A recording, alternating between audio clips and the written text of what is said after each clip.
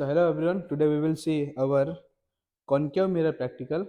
With the help of concave mirror, we have to find the focal length of this mirror. ठीक है, जहाँ पर हमें apparatus के लिए एक ऑप्टिकल बेंच चाहिए होगी, इस तरीके के दो नीडल्स चाहिए होंगे और एक अपराइट चाहिए होगा जिसके ऊपर हमें एक कॉन्केव मिरर को प्लेस करना है। ठीक है, चलिए आपको मैं इसका एम ऑब्जर्वेशन किस तरीके से, ऑब्जर्वेशन टेबल किस तरीके से वो बता दूं थोड़ा। तो ये रहा आपका ऑब्जर्वेशन टेबल जो कि हमने बना दिया है यहाँ पर। इस ऑब्जर्वेशन टेबल के अंदर आप देख पा रहे हो कि एम दिया हुआ है find the focal length by using a concave mirror, जिसमें ऑब्जर्वेशन टेबल के बाद में एम के बाद में ऑब्जर्वेशन है। ऑब्जर्वेशन में आपको focal length of concave mirror 10.9 centimetre दिया हुआ है और इंडेक्स एरर, ये बेसिकली ये जो निडल है दो निडल के बीच का जो लेंथ का गैप होता है उसको हम क्या बोलते हैं, एरर बोलते हैं, जो कि हमने 0.5 सेंटीमीटर सपोज कर लिया है। चलिए अभी हमें सबसे पहले क्या करना है, अपराइट के पोजीशन के लिए और दूसरा करेक्ट डिस्टेंस के लिए दो तरीके के रीडिंग्स मेजर करनी है, जिसमें कॉन्केव मिरर को हमने क्या कर दिया है, जीरो पे फिक्स कर दिया है। ये रहा, जैसे आप देख पा रहे हैं कि ऑप्टिकल बेंच के ऊपर ये स्केल होती है, तो इस स्केल में जीरो की पोजीशन पे हमने कॉन्केव मिरर को फिक्स कर दिया है, जो कि अब मूवेबल नहीं होगा। हमें क्या करना है, ये दोनों निडल की हेल्प से ही ऑब्जेक्ट को और इमेज को फॉर्म करना है। साथ ही साथ में हमारा जो कल की बात अगर मैं करूँ तो भाई हमने एक वीडियो बनाया था लेंस का, जिसमें हमने बताया था कि भाई पैरेलैक्स रिमूव होना चाहिए, तो उस पैरेलैक्स को रिमूव करके हम क्या करेंगे, यहाँ पर प्रैक्टिकल परफॉर्म करेंगे। ठीक है, चलिए तो यहाँ पर हमारे पास में कॉन्केव मिरर की एक पोजीशन रहेगी, ऑब्जेक्ट निडल रहेगा, इमेज निडल रहेगा, साथ ही साथ में करेक्शन के साथ में यू और वी रहेगा। बाद में उसको आप रेसिप्रोकल कर सकते हो और बाद में आपका एफ फाइंड जाएगा with the help of mirror formula. ठीक है, चलिए देखते हैं किस तरीके से सेटिंग्स करनी है।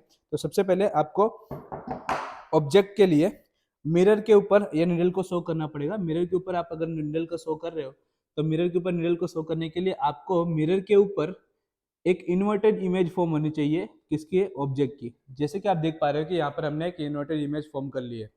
इधर आइए, थोड़ा दिखाइए इनको कि किस तरीके से इमेज फॉर्म हुई है यहाँ पर। तो यहाँ पर हमने एक इमेज फॉर्म कर ली है, इन्वर्टेड इमेज, जो कि आपको दिख पा रही है यहाँ से। ये हमारी इन्वर्टेड इमेज है।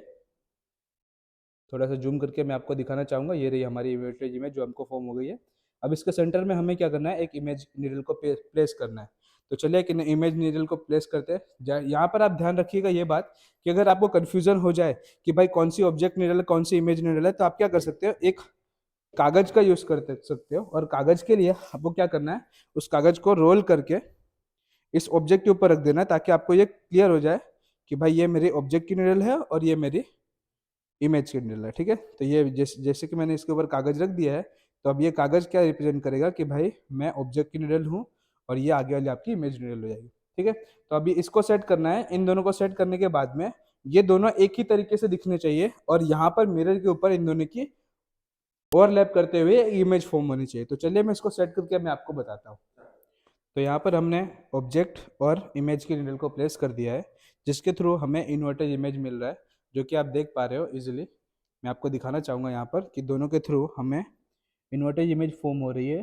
ये रही इन्वर्टेड इमेज आपकी, जिसमें आप देख पा रहे हो कि जैसे जैसे मैं नीडल को मूव कर रहा हूँ वैसे वैसे आपकी दोनों की दोनों नीडल एक साथ में मूव हो रही है।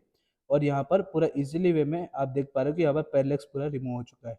तो अगर पैरेलैक्स रिमूव हो जाता है उस पोजीशन के अंदर हमें क्या करना है, ये रीडिंग को नोट आउट कर लेनी है। जिसमें रीडिंग को हम किस तरीके से नोट करेंगे, तो रीडिंग को नोट करने के लिए आप, जैसे मैंने बताया ऑब्जर्वेशन टेबल के ऊपर, कि सबसे पहले आपको क्या करना होगा, सबसे पहले आपको कॉन्केव मिरर को कहाँ पे प्लेस किया आप देख लीजिए। तो हमने कॉन्केव मिरर को जीरो पे प्लेस करके रखा है। ठीक है, तो ये रही जीरो वाली रीडिंग।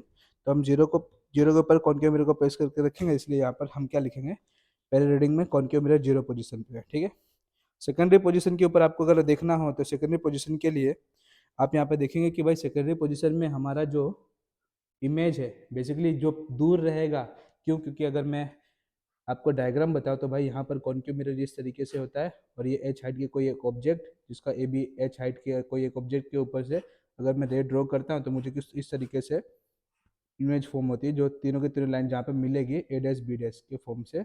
और इसका हाइट एस डैश होता है, यहाँ पर सी और यहाँ पर एफ मिलता है। तो यहाँ पर आप देख पा रहे हो कि भाई जो सबसे दूर है वो आपका यू होता है ऑब्जेक्ट लेंस, और जो पास में होता है वो आपका वी होता है। तो यहाँ पर सबसे दूर कौन है मिरर के, तो ये आपका ऑब्जेक्ट होगा। तो यहाँ पर ऑब्जेक्ट निडल में आप क्या लिखोगे, इसकी लेंथ लिखोगे, जो कि आपको देख पा रही है नियर इक्वल जो है वो 81 के आसपास में है। तो 81 आपकी नियर इक्वल लेंथ हो जाएगी। तो 81 आपकी ऑब्जेक्ट की निडल हो जाएगी लेंथ। सेम एज अगर मैं बात करूँ इमेज की लेंथ की, तो इमेज की लेंथ आपकी 60 हो जाएगी। तो यहाँ पर हमने इसको 60 लिख दिया है। अब यहाँ पर करेक्टेड डिस्टेंस में क्या करना है, करेक्टेड डिस्टेंस में मिरर से हमें डिस्टेंस मेजर करना है। तो मिरर 0 के पोजीशन पे है, तो मतलब आपको एक्चुअल वही रीडिंग मिलने वाली है। बस यहाँ पर क्या याद रखना है कि आपको ये करेक्टेड के अंदर आपको साइन कन्वेंशन ऐड कर देना है। तो साइन कन्वेंशन अगर आप ऐड करोगे तो ऑब्जेक्ट के लिए यहाँ पर अगर मैं बात करूँ कॉनकेव मिरर के लिए, तो कॉनकेव मिरर के लिए सारी की सारी रीडिंग्स कैसी होती है, left hand side of mirror बनती है, इसलिए सारी की सारी रीडिंग्स आपको माइनस में लेनी है। तो यहाँ पर हमारा यू जो हो जाएगा वो -81 हो जाएगा, और आपका वी जो हो जाएगा वो -60 हो जाएगा। फिर आप इसका रेसिप्रोकल कर दीजिए 1/81 1/60, और इन दोनों की वैल्यूज अगर आप यहाँ पे पुट करेंगे तो आपको फोकल लेंथ फाइंड हो जाएगी। ठीक है, तो इस तरीके से हमने वीडियो को एंड कर दिया है हमारा।